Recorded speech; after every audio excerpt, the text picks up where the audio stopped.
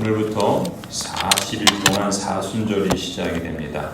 예수 그리스도의 십자가와 죽음을 통해서 속죄의 은혜를 주시고 예수 그리스도의 부활을 통해서 새 생명의 평강을 주신 하나님을 찬송하며 감사를 드립니다. 사순절 하루하루를 보내면서 말씀 읽기와 금식 기도와 사랑의 빵 구제를 실천합니다.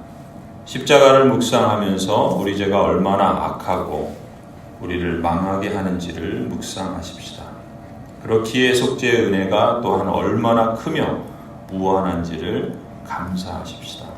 아울러 부활을 묵상하면서 이미 임한 하나님 나라의 은혜가 매일매일의 우리 삶의 생명의 능력으로 작동하도록 주님께서 죄를 다스려 주시고 하나님의 뜻을 생각하고 행동함으로 감사의 열매를 맺게 해주시기를, 평강의 복을 누리며 가정과 일터와 교회에서 가까운 사람들에게 또한 우리 마을과 이웃 사람들을 구원으로 초대하는 매력이 되게 해주시기를 간구하십시다. 오늘 우리가 읽은 성경 본문에서 예수 그리스도께서는 씨 뿌리는 사람의 비유를 들어서 하나님 나라에 대해서 말씀하십니다. 제자들은 이 비유를 듣고서 좀 놀라죠. 왜냐하면 예수님께서 이제까지 말씀하시면서 비유를 많이 사용하시지 않았기 때문이었습니다. 그래서 제자들은 10절에 어찌하여 그들에게는 비유로 말씀하십니까? 라고 질문을 합니다. 11절에 예수께서 제자들에게 대답하시죠. 너희에게는 하늘나라의 비밀을 아는 것을 허락해 주셨지만 다른 사람에게는 그렇게 해주지 않으셨다. 예수님은 같은 세상을 살고 있지만 다른 곳에 속한 두 부류의 사람들을 아십니다. 세상에는 2절의 표현처럼 큰 무리가 있는가 하면 10절의 표현처럼 제자들이 있습니다. 또 10절에 그들이라고 표현하시는 사람들이 있는가 하면 11절에 너희라고 부르는 사람들도 있습니다. 예수님의 표현법에 따르면 세상에는 두 종류의 사람들이 살아가고 있습니다. 그들이라고 부르는 수가 많은 큰 무리가 있고 너희라고 부르는 수가 적은 제자들이 있습니다. 이어지는 예수님의 말씀을 보면 큰 무리를 이루는 그들은 듣기는 들어도 깨닫지 못하는 사람이요 보기는 보아도 알아보지 못하는 사람들입니다. 죄로 인해서 마음이 굳어지고 완악해져서 그 귀는 듣기에 둔하고 그 눈은 감기어 있으며 마음으로는 깨닫지 못하고 그래서 돌아서지 못해 고침을 받지 못하는 사람들입니다. 반면에 상대적으로 수가 적은 제자는 지금 보고 있으니 복이 있고 지금 듣고 있으니 복이 있는 사람들입니다. 너희 눈은 봄으로 너희 귀는 들음으로 복이 있도다. 눈으로 볼 수 있고 귀로 들을 수 있고 이렇게 봄으로 들음으로 믿는 사람은 복이 있다. 예수님께서 친히 말씀하십니다. 그리스도인으로서 거듭난 성도로서 여러분 모두가 바로 이러한 사람, 곧 이미 복받은 사람인 줄로 믿습니다. 예수 그리스도께서는 그들과 너희라 부르는 모든 사람들에게 하나님 나라에 대해 비유로 말씀하기 시작하십니다. 그리고 13절에 예수님께서 비유로 말씀하시는 이유를 밝혀주시죠. 내가 그들에게 비유로 말하는 이유는 그들이 보아도 보지 못하고 들어도 듣지도 못하고 깨닫지도 못하기 때문이다. 이사야의 예언이 그들에게서 이루어지는 것이다. 이 그들로 표현되는 사람들은 하나님 나라에 대해서 들어도 듣지 못하고 깨닫지 못하기에 하나님 나라를 찾고 구하지 않으며 세상 나라를 포기하지 않는 사람들입니다. 그들에게는 예수님의 말씀인 비유가 단순히 수수께끼 같은 이야기거리로 들리거나 아니면 그저 호기심의 대상일 뿐 아무 유익이 없습니다.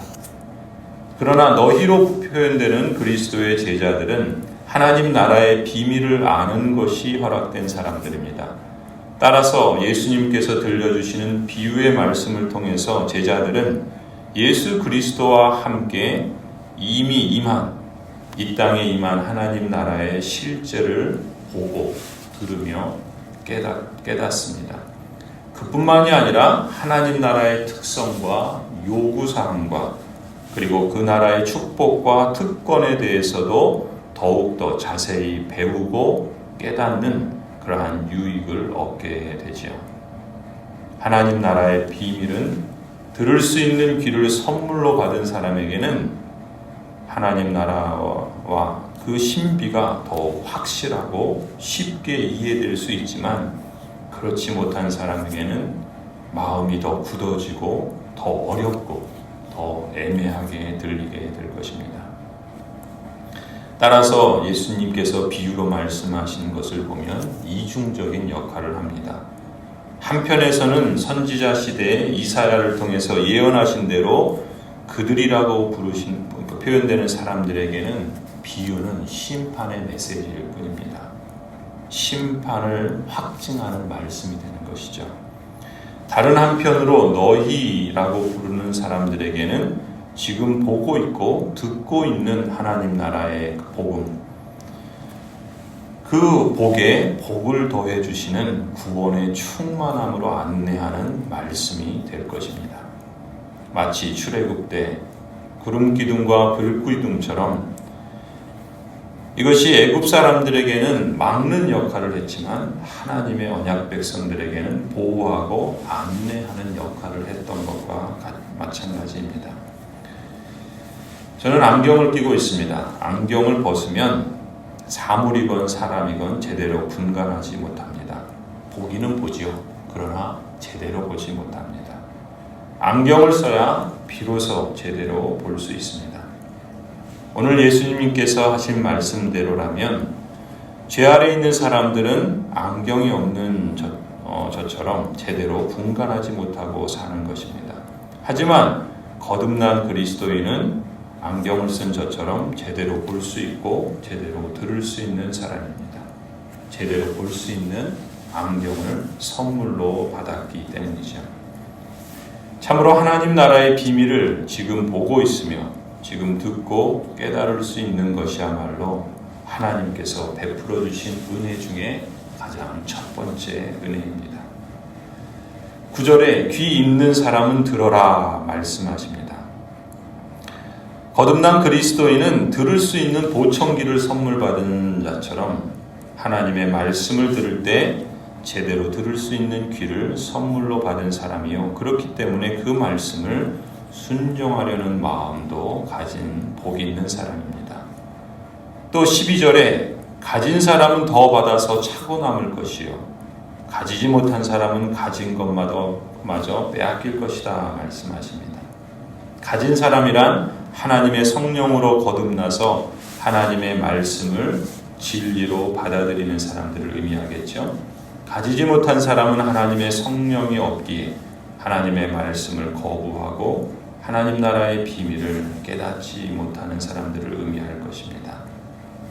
가진 사람이나 가지지 못한 사람의 공통점은 있습니다. 예수님께서 가르치신 하나님 나라의 복음을 양쪽 다 들었습니다. 그리고 예수 그리스도의 기적을 다 보았습니다. 하지만 차이점이 있죠. 가진 자는 그가 보고 들은 것을 통해서 예수님이 하나님의 아들이시며 구원자라는 인식이 있습니다. 그리고 하나님 나라가 예수 그리스도와 함께 이미 이 땅에 임했다라는 감각이 있습니다.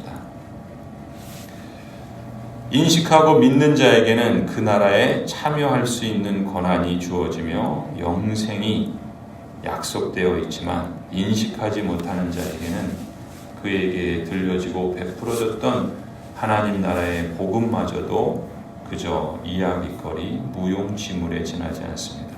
결국 영원한 멸망에 처해질 수밖에 없는 것이죠.